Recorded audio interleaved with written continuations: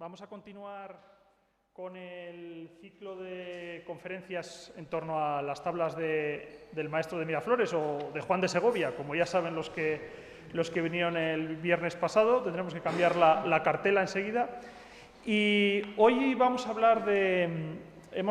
Hemos invitado a dos conferenciantes que nos van a hablar más del contexto, del ambiente histórico en el que se funda la Cartuja, en el que se crean estas obras de arte. Digamos que aquí las de la otra semana fueron más centradas en las obras artísticas, en el aspecto material, y hoy vamos a hablar más un poco de la política, de las mentalidades, un poco de la sociedad, de lo que hay detrás de estas tablas.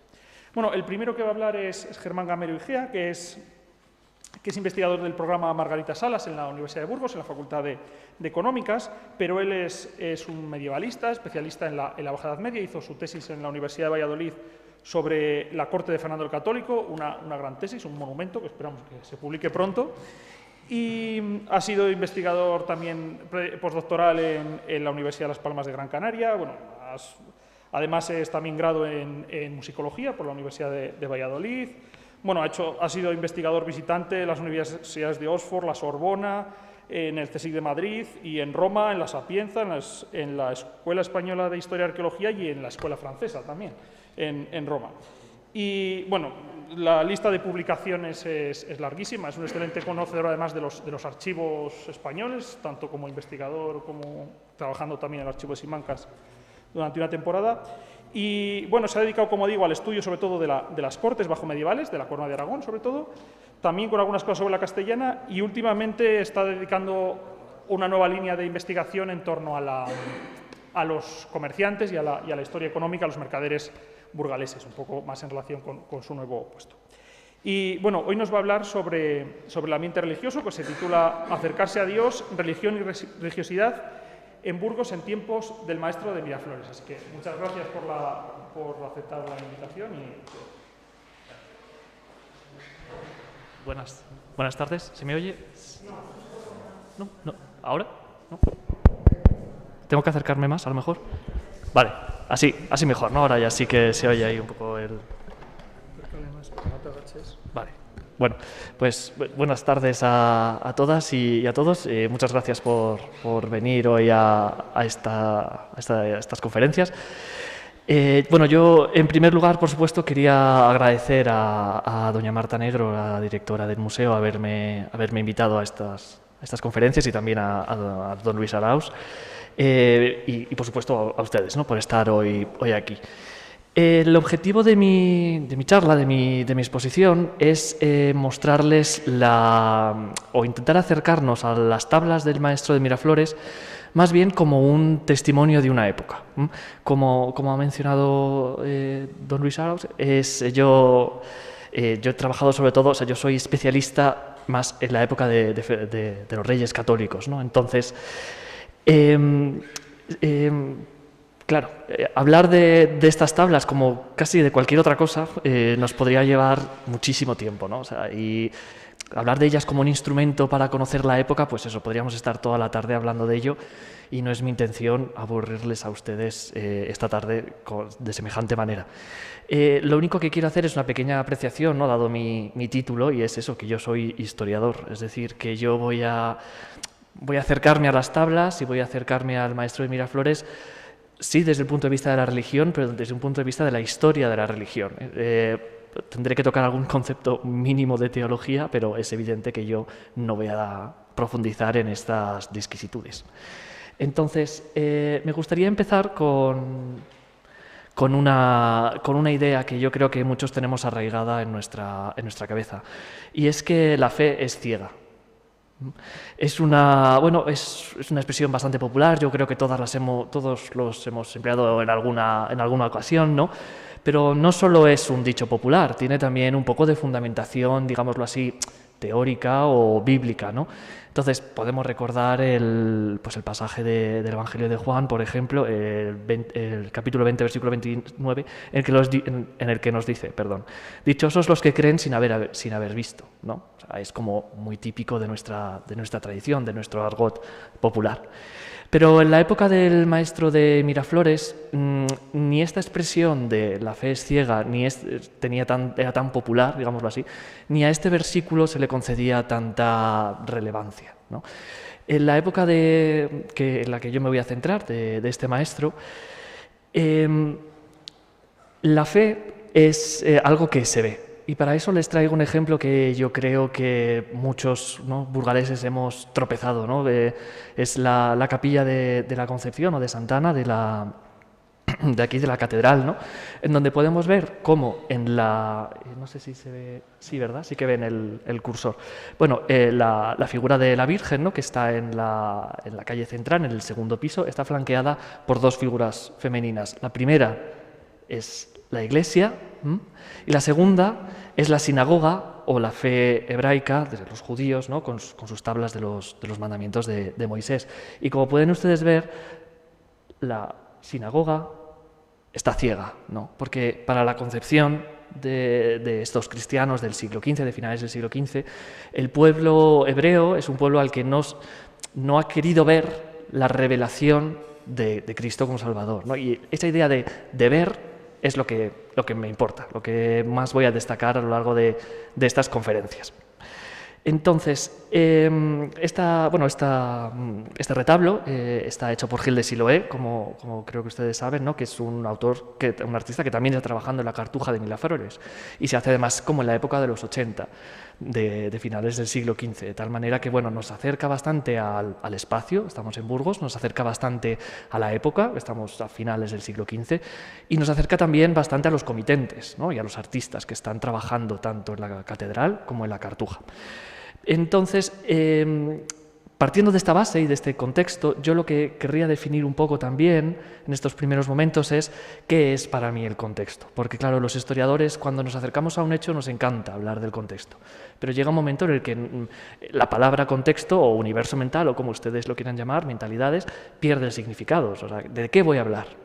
¿A qué he venido yo a hablar hoy? No sé si ustedes a escuchar, pero bueno. Me interesa sobre todo poner en relación las tablas con la manera de conocer en la Edad Media, en la Baja Edad Media, de acercarse, de conocer desde el punto de vista religioso, de acercarse a Dios, ¿no? Entonces, el arte es un instrumento, y eso seguro que ya lo saben. Las cualidades estéticas tanto de las tablas del maestro como de cualquier otra obra de arte que queramos mirar son menos accesorios que nosotros hemos seleccionado culturalmente, ¿no? Así pues, en esta manera de conocer a Dios, como les digo, y teniendo en cuenta esta idea de que, la primera idea que he dicho, que la fe en este momento es una fe que se ve, no es una fe ciega, vamos a centrarnos en una disquisición, en un debate que se está produciendo a finales del siglo XV, en torno a la manera de comprender religiosamente o de cualquier otro punto de vista, de otra manera de acercarse a Dios, ¿no? Y es una diferenciación o una disputa, digámoslo así, entre dos de los principales sentidos que la civilización occidental siempre ha usado para intentar comprender, para intentar aprender algo, ¿no?, que son el oído y la vista. Para eso me tengo que remontar un poco tiempo atrás, en concreto hasta el Concilio de Letrán, es decir, hasta 1215, es decir, un salto enorme, ¿no? Y voy a intentar un poco justificarme por qué les voy a dar todo este salto tan grande para hablar de unas tablas que son de 1490. Bien, para mí, bueno, para muchos investigadores, el Concilio de Letrán, IV, es una de las reuniones más importantes de la Iglesia, incluso más que el Concilio de Trento, que a lo mejor es un concilio que ustedes conocen más. ¿Por qué? Porque impulsa una serie de ideas que el Concilio de Trento lo único que va a hacer va a ser reamoldarlas, volver a ponerlas en relación a su contexto, pero que no va a aportar algo tan nuevo como lo que va a hacer el Concilio de Letrán.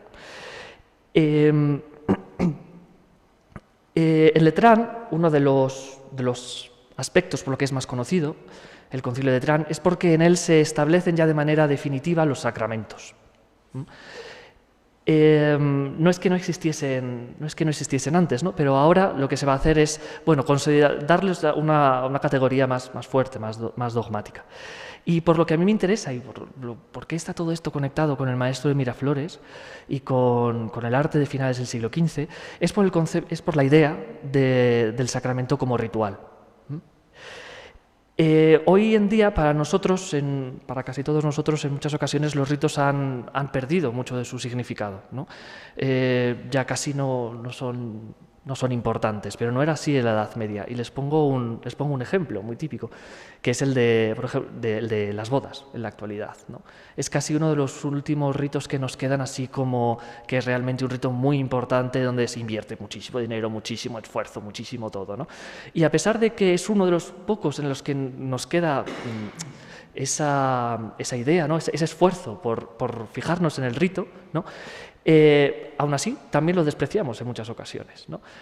Pues seguro que muchos de ustedes, ¿no? Dicen, bueno, otra boda me toca, otra vez a pagar no sé qué, otra vez a comprarme un traje que voy a usar 2 veces, o al revés, o mira qué bodorrio ha hecho, para un día y se ha gastado 50.000 euros, 100.000 euros, no sé, no me he casado. Entonces, pero muchísimo dinero, ¿no? Yo sí que sé que es muchísimo dinero. Y esa idea, ¿no? De que la boda actual no es algo tan importante en el que merece la pena gastarse todo lo que haga falta, ¿no? Aparece un poco en el concilio, en esta idea del concilio de Traan y de los sacramentos. ¿Por qué? Les quería decir, sí, para aquellos que estuvieron el otro día también, ¿no? Que me pareció que era un ejemplo también buenísimo, el ejemplo de Kamala Harris, ¿no?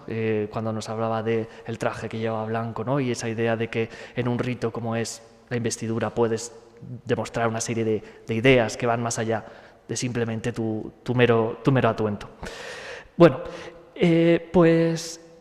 frente a la cultura del oído, que es típicamente alto medieval, o la cultura del verbo, que también nos habla, ¿no? El Evangelio de San Juan, en el principio fue el verbo, ¿no?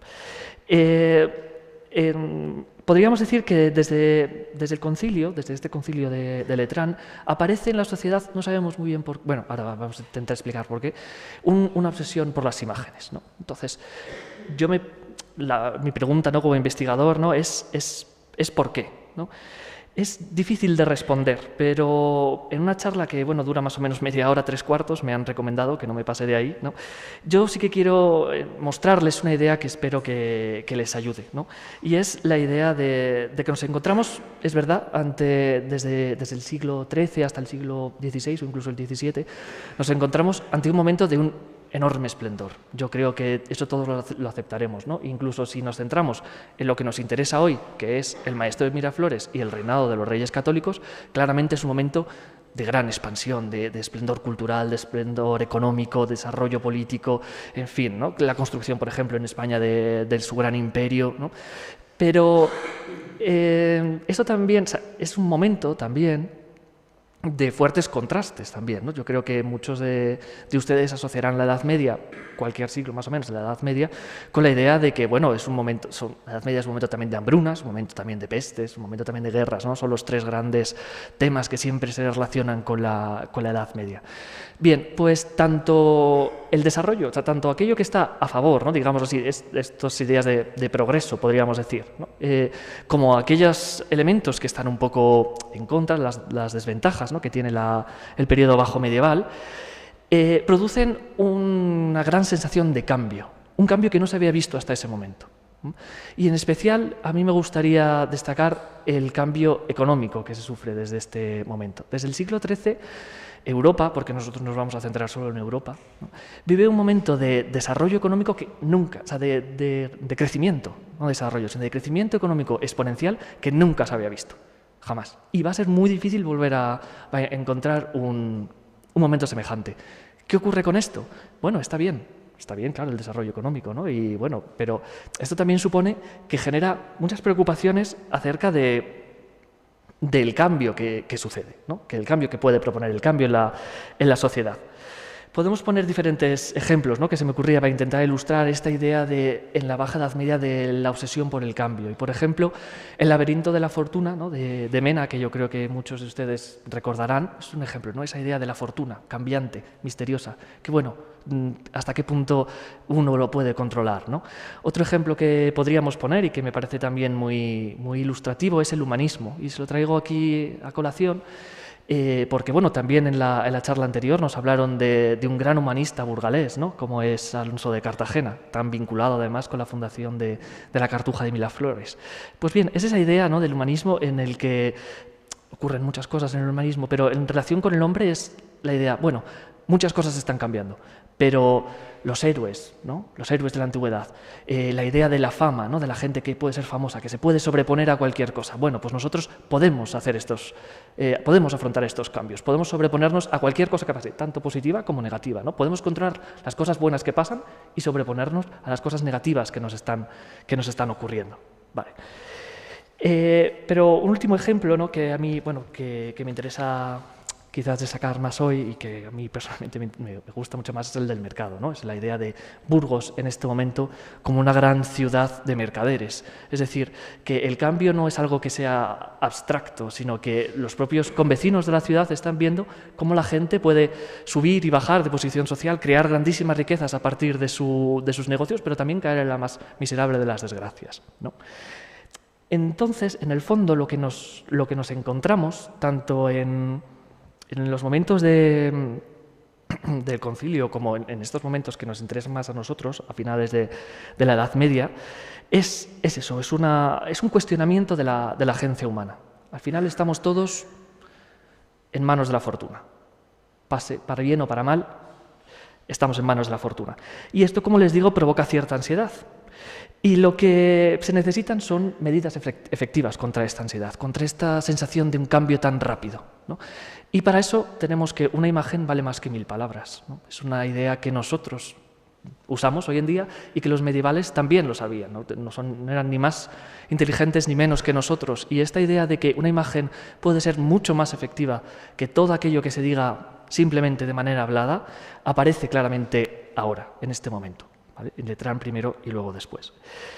Pero bueno, entonces quizás alguno de ustedes ya esté pensando, bueno, pues entonces ahora de lo que nos va a hablar es que, bueno, pues los medievales eran analfabetos, entonces la importancia que tienen las imágenes para catequizar, a los fieles, etcétera, ¿no? Y es verdad, es una idea que, claro, por supuesto, estoy de acuerdo, pero yo entiendo que muchos de ustedes ya conocen, ¿no?, esta dinámica. Si han venido hoy aquí es porque tienen, pues, es un cierto interés cultural, ¿no? Entonces, esto ya podemos pasar un poco por encima de esta idea.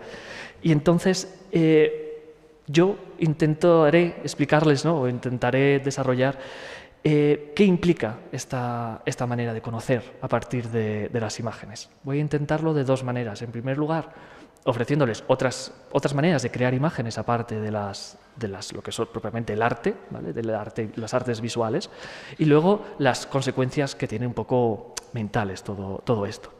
Entonces, como no me quiero alejar mucho de la religión, ¿no?, que al fin y al cabo el maestro Miraflores lo que está pintando son escenas religiosas, vamos a empezar por un arte que para mí es muy cercano y espero que poderles transmitir esta idea a ustedes también, que es el de la música. Bien, pues entonces es un poco provocativo también, ¿sabes? Porque ¿cómo que la música, que es un arte que es esencialmente sonoro, entonces donde lo que deberíamos de tener es la primacía del oído, ¿no? Si ustedes se acuerdan que hacíamos esta dicotomía entre qué va a ser más importante, lo que oigo o lo que veo, cómo la música va a ser un ejemplo en la Baja Edad Media de creación, o sea, de la potencia que tienen las imágenes para transmitir una serie de contenidos o de una serie de ideas, ¿no? Bien, pues tendríamos que recordar que a partir del siglo XII o del siglo XIII, depende un poquito de los momentos, es decir, de Letrán, no por nada, aparece la polifonía en la liturgia católica. Y la polifonía desde luego, es fascinante, ¿no? Pero lo que ocurre con ella es que la música va dejando de dar prioridad a la palabra como medio de articular su lenguaje. Es decir, por un lado, tenemos que la modalidad, es decir, aquellos cambios de excursus, aquellos cambios de, bueno, en fin, todo un sistema de pensamiento, va a dejar de tener sentido para ir acercándose poco a poco a la tonalidad, es decir, a los acordes. Es decir, si lo que estamos hablando es de muchas voces, la polifonía son muchas voces que cantan por encima una de otra, lo que ocurre al final es que lo importante es lo que está pasando en cada momento, en todas esas voces, ¿no? Y además tendríamos otra idea, y es el hecho de que la polifonía se va a terminar haciendo tan enrevesada y además muy pronto que va a dejar de tener interés lo que se está diciendo en el canto polifónico. Lo importante, porque no se entiende. Los motetes, por ejemplo, son un ejemplo de ello, ¿no? O las misas más elaboradas de Dufay, por ejemplo. Bueno, tenemos también aquí el caso por supuesto, del códice de las huelgas, perdón, que estoy yo con Miraflores, y del códice de las huelgas, ¿no? Como un ejemplo de qué está pasando aquí en Burgos, ¿no? Entonces, son voces que no se entiende lo que dicen. Al final la palabra, porque en teoría porque ya se sabe lo que se está diciendo, no es algo que es tan repetido, es una liturgia que se conoce tan bien, que lo importante es que es la sucesión de eso, como les decía, ¿no? de acordes. La palabra deja de tener tanto sentido, incluso en la música religiosa, que en teoría es simplemente el adorno de la palabra divina. Pero podemos ir incluso más allá y ser un poco más provocativos. Y la idea de crear imágenes como elemento esencial para comprender, lo encontramos también en el propio uso de la palabra. En este sentido, cuando los contemporáneos, es decir, cuando la gente de finales del siglo XV alababa, por ejemplo, los grandes sermones que hacían los frailes dominicos y franciscanos, sobre todo, que eran como las grandes superestrellas del momento, ¿no? Lo que estaban valorando, los testimonios que nos han quedado, es la capacidad emotiva que tienen esos discursos en determinados momentos. Y entonces las crónicas nos dicen, y en ese momento todo el mundo se puso a llorar, y en ese momento todo el mundo se alegró, ¿no? Son estrategias por las cuales la retórica lo que hace es crear imágenes, ¿no? Que son imágenes habladas, no son imágenes pintadas, pero van a seguir siendo igualmente imágenes. Entonces, bueno, tendríamos, quizás, ¿no? Algunos de ustedes digan, bueno, muy bien, pero nos estamos yendo del contexto, ¿no? O sea, ¿y esto qué tiene que ver con nuestro maestro y qué tiene que ver con nuestros cartujos, ¿no? ¿Qué tiene que ver con la cartuja de Miraflores? Pues les pongo un ejemplo también bastante conocido, ¿no? Que es el de Juan de Padilla, ¿no? El de la publicación de una obra que está escrita, ¿no? Que está impresa, y es también muy interesante reflexionar acerca de la palabra impresa como una imagen también, ¿no? Los asiáticos esto lo saben muy bien, los asiáticos consideran que la caligrafía no es una técnica, es un arte, ¿no? Pues yo les intento introducir un poco que a la hora de pensar incluso en cosas como documentos impresos, ¿no? También consideremos que esas letras son una forma de imagen. Bien, pues Juan de Padilla, que como les digo era un cartujo, no era exactamente un cartujo de aquí de Miraflores, era de Sevilla, pero bueno, era de la misma orden, ¿no? Tenían una idea bastante parecida. Escribe una obra sobre la vida de Cristo, bien, puede ser lógico, ¿vale? No tendría más interés, pero lo que es interesante es cómo lo titula, ¿no? ¿Cuál es la primera palabra? Retablo. Lo primero que dice es que esto es aunque sea un escrito, es un retablo, ¿no? de la vida de nuestro Redentor. Pues bien, esta idea de seleccionar, de acotar, de profundizar, ¿no? Que es lo que hacen las calles de los retablos, ¿no? También el retablo de las tablas del maestro de Miraflores que tenemos hoy en el museo, ¿vale? Este es un ejemplo también de aquí, del museo de San Pedro, el retablo de San Pedro. Pues es en realidad algo que está mucho más imbricado en la mentalidad de la época. Cada vez va a ser más habitual, y esto lo podemos ver, por ejemplo, en la propia manera de trabajar, ¿no? La Baja Edad Media es un momento en el que las ciudades cobran cada vez más importancia y en donde el trabajo cada vez se especializa más. Cada vez las partes son más pequeñas, ¿no? Es esa idea de que son imágenes, son pequeñas cosas concretas, lo que se está haciendo, lo que se está produciendo, lo que se está pintando. Todo tiene que ser cada vez más concreto para la mentalidad de la época, cada vez más concreto, ¿no? Pero bueno, el árbol no nos debe de impedir ver el bosque, ¿no? Y yo lo que les intentaba decir con esto es que ¿Por qué es tan importante toda esta idea de la imagen que trasciende a la música, que trasciende a la palabra hablada, que trasciende a la palabra escrita? Porque habíamos dicho que era porque la gente, los pensadores de la Edad Media, desde el Concilio de Letrán, desde luego, se dan cuenta de que la imagen es profundamente efectiva. Lo que estamos hablando aquí, lo que nos interesaba era la efectividad de la imagen y lo que lograba resolver, ¿no?, a partir de esa idea de ansiedad que teníamos y de agencia, del problema de la agencia del ser humano. Bien, entonces, si ya nos centramos un poco más en la religión, vamos a ir yendo cada vez más, vamos a acotar cada vez más, ¿no? La agencia humana, planteaba problemas desde al menos dos perspectivas en las que yo me voy a detener brevemente, ¿no? La primera es la capacidad de comprender. Es decir, si tantas cosas cambian y la religión también cambia tanto, ¿no?, ¿hasta qué punto los fieles son capaces de comprender todos los avances que se están produciendo, por ejemplo, en teología, etc.? Y la segunda sería la capacidad que tienen los fieles de salvarse a sí mismos. O sea, si lo que nos está importando al final de todo este momento de desasosiego, de todo este momento de incertidumbre, es ¿qué podemos hacer nosotros? Pues vamos a preguntarnos, vamos a incidir entonces en qué podemos hacer nosotros por nuestra salvación o qué podemos hacer nosotros simplemente por la comprensión, ¿no?, de la fe. Bueno, algunos con un carácter optimista lo que hicieron fue confiar en esa agencia del ser humano. Es decir, bueno,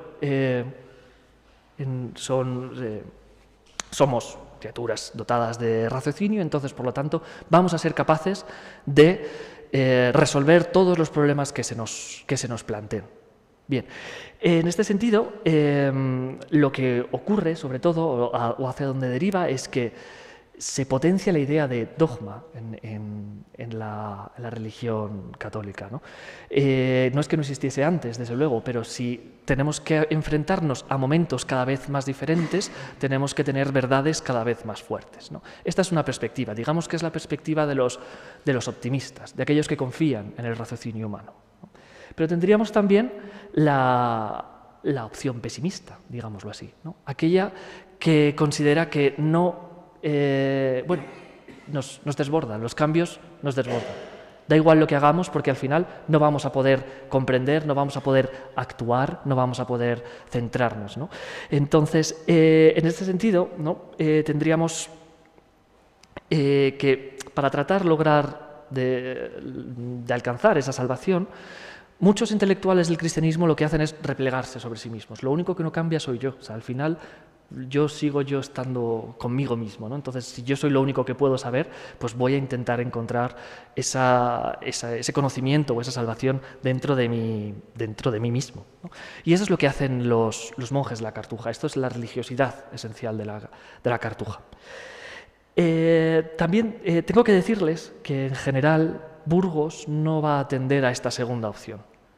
¿Por qué? Porque Burgos es una ciudad, en estos momentos, como les decía antes, próspera, es una ciudad rica, es una ciudad de grandes comerciantes, es una ciudad en la que dice, bueno, pues los cambios que están sucediendo, son muchos, les está beneficiando a Burgos como sociedad, ¿no? Entonces, vamos a ser optimistas y vamos a confiar en que nosotros vamos a poder un poco manejar esta situación a partir de la razón, ¿no?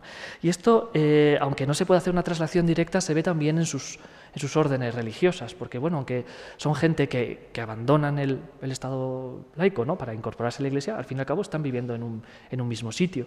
Entonces, por eso tendríamos, por ejemplo, el caso de la orden de los benedictinos, ¿no?, en el convento de San Juan, que tiene un predicamento es increíble, ¿no?, en este momento. Es uno de los monasterios más importantes. Tendríamos también la idea de, o sea, el apoyo que reciben también los dominicos, ¿no?, en este caso, por ejemplo. Y recordemos una vez más, a nuestro obispo Cartagena, ¿no?, el cual se va a hacer enterrar y, bueno, a casi reconstruir por completo el convento de los dominicos, y él hacerse enterrar allí, ¿no?, como una manera de decir, es que yo que soy el líder espiritual de Burgos como obispo, confío en la razón que están defendiendo los dominicos.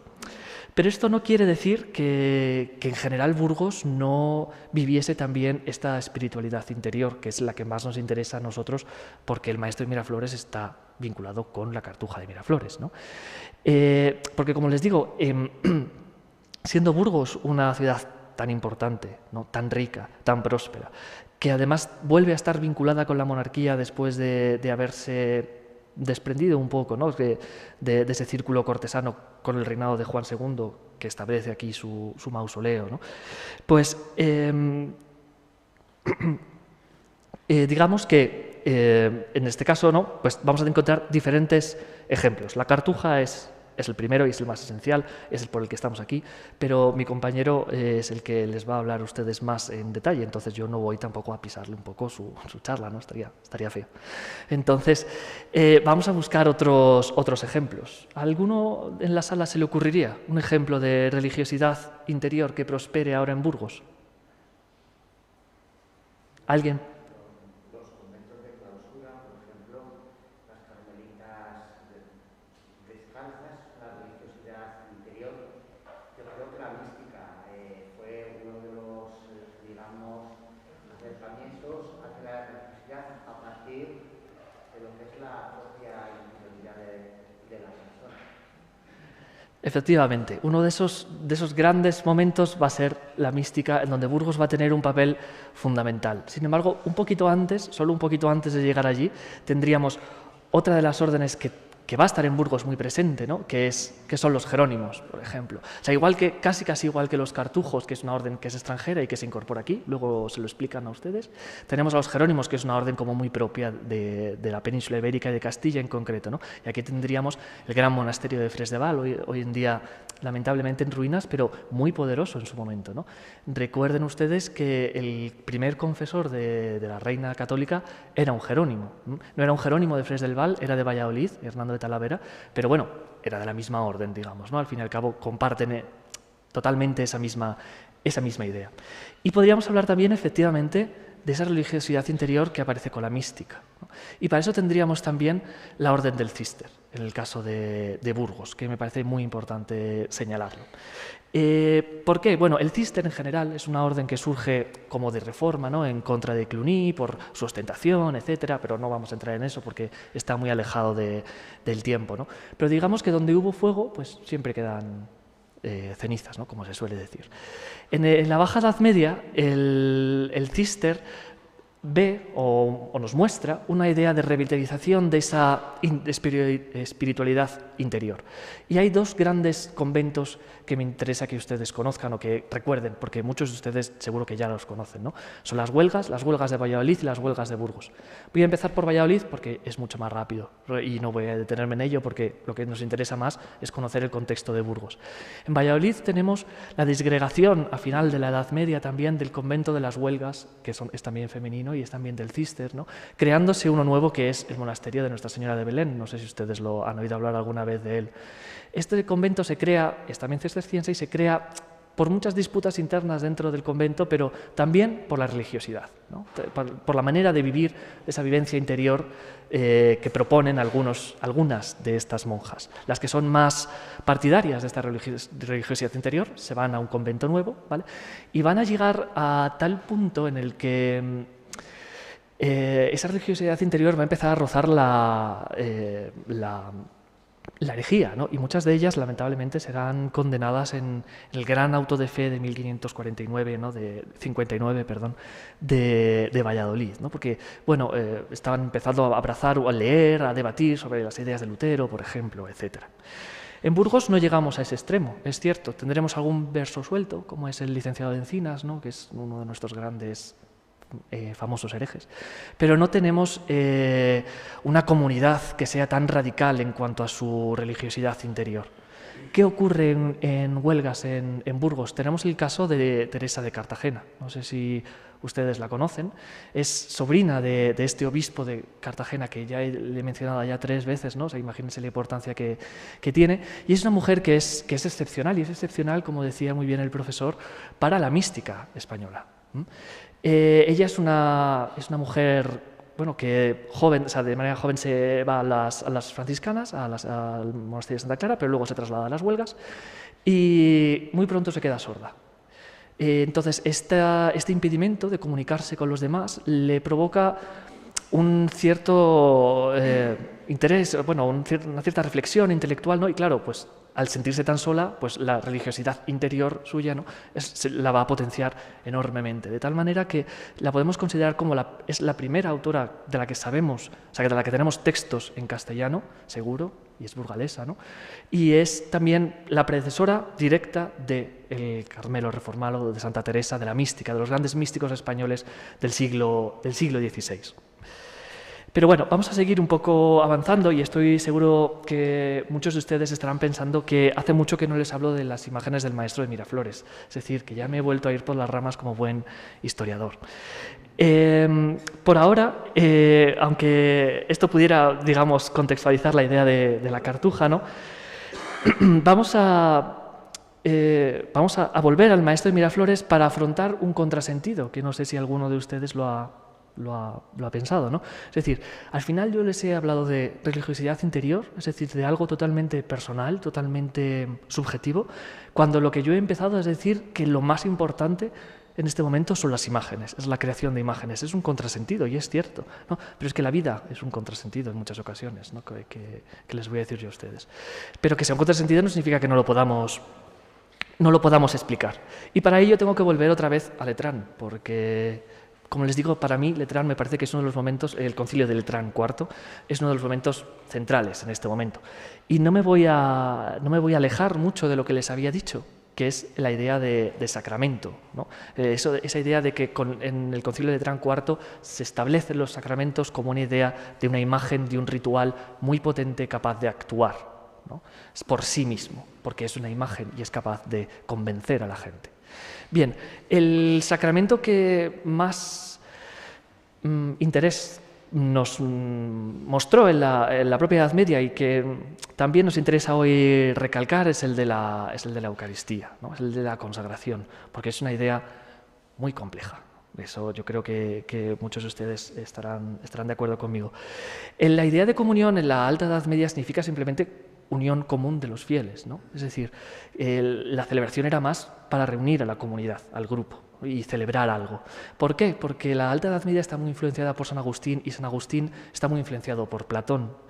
Y entonces la idea de la transubstanciación, que es muy compleja, se puede explicar de una manera un poco menos controvertida si lo relacionamos con el mundo de las ideas, de Platón, ¿no? En general, en abstracto. Pero desde que se revaloriza Aristóteles, es decir, desde el siglo XI, XII, de nuevo, desde Letrán, perdón, las ideas comienzan a cambiar un poco, ¿no?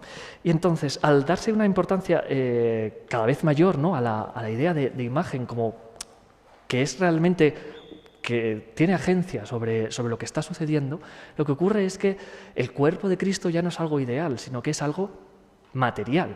Es decir, es propiamente el cuerpo de Cristo el que está en la hostia consagrada, ¿no? Entonces, eso es muy inquietante para la gente. ¿Por qué? Porque el cuerpo de Cristo entra dentro. Entonces, ahí es donde está la conexión entre algo que es un ritual, es algo que es una imagen, y algo que pasa directamente a tu cuerpo, ¿no? A tu interior. Ahí es donde está esa conexión entre uno y otro. Les podría poner muchos ejemplos, ¿no? de esta religiosidad y de estas preocupaciones que se dan en torno a la Eucaristía, pero bueno, por ponerles un ejemplo muy famoso es el de las hijas de los reyes católicos, su primogénita, también llamada Isabel, ¿no? Que se casa con el rey de Portugal, queda viuda y cuando entra en viudedad decide que ella va a vivir ese tipo de religiosidad, ¿no? Y se va a ver apoyada además por mucha gente dentro de la corte, entre ellas su tía, Teresa Enríquez, Teresa Enríquez, estaba pensando en su hermana, pero no sería solo ella, ¿no? Tendríamos también que la propia reina va a potenciar también esta idea de comunión tan espiritual, ¿no? Por medio de la traducción de una obra que es de un cartujo. Por eso se lo traigo aquí a relación, que es la Vita Christi, ¿no? De Landulfo de Sajonia. Es la propia reina la que paga, digámoslo así, esa traducción al castellano, para que todo el mundo pueda entender o comprender esta idea. Si queremos un ejemplo mejor Pues pongamos el ejemplo del maestro de Miraflores. Comentaba la ponente en la anterior sesión, ¿no?, que nunca en las tablas del maestro de Miraflores la gente está dormida o está despistada, ¿no? Pero yo les digo más, es que nunca está atemorizada, nunca está sonriente, nunca están pensando, digámoslo así, están meditabundos, están ensimismados, ¿no? Porque es la idea que se está intentando transmitir a partir, de nuevo, otra vez, de una imagen. Pero quizás esté siendo demasiado sutil, ¿no? A lo mejor son muchas ideas y sobre todo podemos pensar que esto es algo que es muy sutil para la gente común en la Edad Media, ¿no? Son ejemplos, por ejemplo, estos que les he puesto de la corte o hemos visto que estas tablas del maestro de Miraflores están encargadas por el gran cardenal Mendoza, es decir, gente muy intelectual, muy, muy poderosa culturalmente, ¿no? Entonces, para tratar un poco de ver qué ocurre con el público en general, tendríamos que destacar la fiesta del Corpus, ¿no? Que nosotros además está también un poco vinculada, ¿no?, con nuestra ciudad, ¿no? Nosotros todavía hoy seguimos celebrando el Curpillos como una de nuestras fiestas más importantes, ¿no? ¿Por qué? ¿Y por qué va a ser por qué es tan importante? ¿Por qué me resulta tan importante decírselo hoy a ustedes? Porque es una fiesta en la que se tira la casa por la ventana, una fiesta en la que todo el mundo participa porque quiere y tiene que participar si no quiere. Es decir, por ejemplo, mientras nosotros tengamos a los judíos y a los musulmanes, están obligados a celebrar el Corpus. Entonces, es una idea, es de nuevo una celebración, es de nuevo un rito, es de nuevo una imagen que es una de las más importantes, ¿no?, de la cristiandad. Y es además rizar el rizo, no sé si ustedes me siguen, porque es una imagen que está celebrando cómo las imágenes afectan a nuestro interior y están produciendo nuevas imágenes. Es decir, al final es un lío que, bueno, es divertido quizás, ¿no? O sea, es muy sugerente y por eso nosotros los historiadores les investigamos con tanto ahínco, ¿no? Pero yo también creo que es un recurso excesivo. Y en la propia época también se consideraba como excesivo, también tiene sus problemas.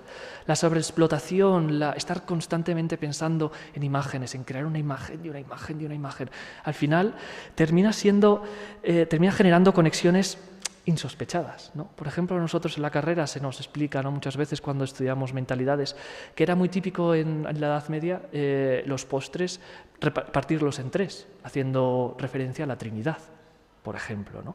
Pero bueno, o sea, quiero decir, es una idea un poco quizás peregrina, ¿no? También tendríamos la idea de que, por ejemplo, las imágenes pueden valorar también las virtudes de las personas, ¿no? Y ahí tendríamos todo el debate que hay, o bueno, la imposición final de que a los judíos y a los musulmanes se les imponga un signo distintivo, ¿no?, para que, de nuevo, una imagen muestre la calidad de la persona respecto a su religión, ¿no?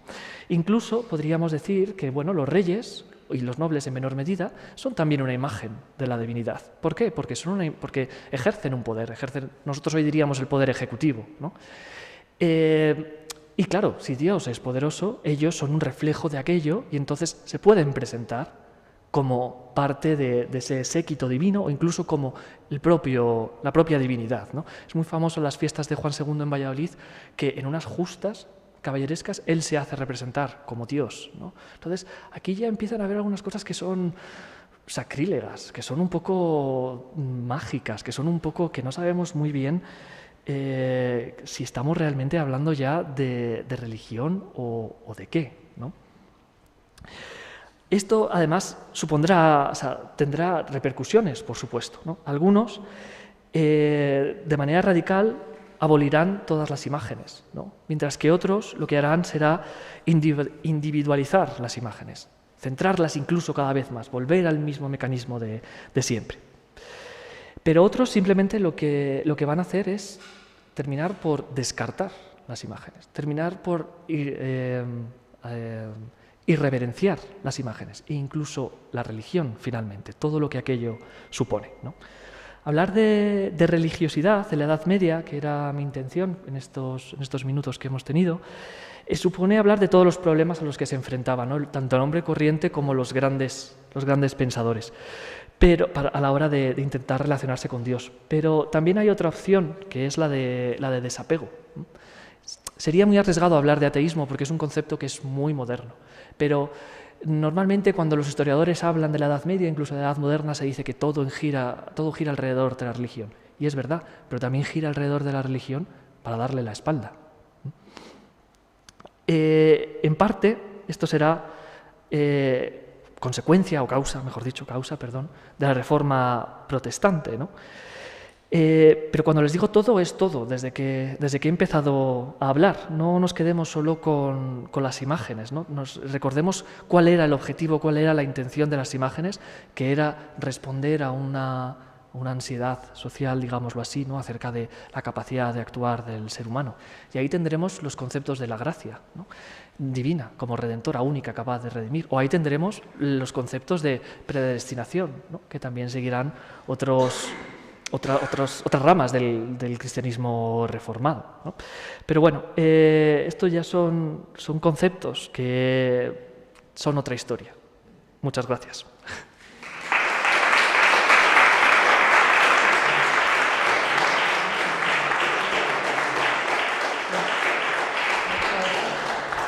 Muchas gracias, Germán, por estas reflexiones tan profundas que yo creo que nos ayudan a situarnos mentalmente. Y además es curioso porque Pilar Silva, cuando estudia al maestro de Miraflores, dice que uno de los rasgos es el ensimismamiento de las figuras. Ella lo señala como uno de los rasgos típicos de este pintor, así que tiene muy a cuenta.